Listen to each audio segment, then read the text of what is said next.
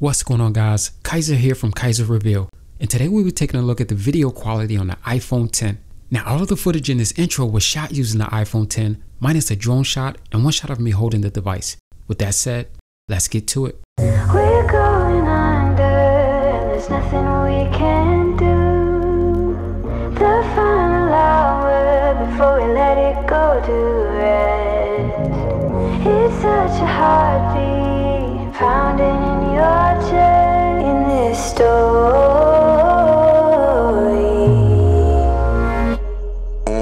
Backlash written on me, card rubbing on a dashboard. I've been balling, bring my ladies in. Alright, so inside the settings, you can see that you have the option to shoot at 720p, 30 frames per second at the lowest setting, and 4K 60 frames per second at the highest. In terms of slow motion, you have the option to shoot at 1080p at 120 frames per second or 240 frames per second. There's also a grid display option, and this comes in handy when framing or setting up your composition. Once inside the camera and in video mode, you can see your current video settings in the top right. Now, it would have been nice to have the ability to change these settings from here, but unfortunately, you'll have to go back into the settings menu for that.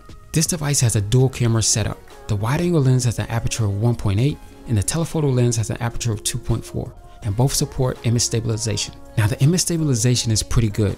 I wouldn't say it's the best that I've seen from a phone, but as long as you're not making any quick movements, it does a pretty good job. In addition to optical zoom, you still have the ability to digitally zoom up to 6 times. Now, I've never really been a fan of digital zoom. When using it, the quality of the video really starts to fall apart. This device also shoots slow-mo in HD.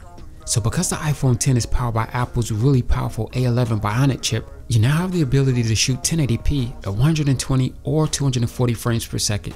And that's certainly impressive by any camera standard. Now, overall, the iPhone 10 does a really good job with video. The color accuracy is good, the image stabilization works well, it has good dynamic range, and the slow-mo is pretty awesome.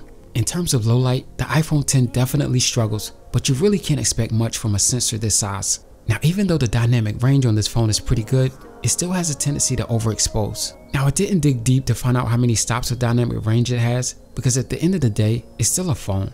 A very expensive phone, but a phone nonetheless. And because of this, I wasn't as critical when testing it as I would be with a DSLR or mirrorless camera, because they're just not comparable in serious working situations. Now, obviously that's going to be relative to what you need a camera for, because there are situations when all you need is a camera phone. But I'm curious to know what you guys think. Is the video quality from the iPhone 10 good enough for your needs, or do you still need a DSLR or mirrorless camera? So leave a comment below. And as always, if you guys enjoy this content, be sure to like and subscribe. So until next time, peace.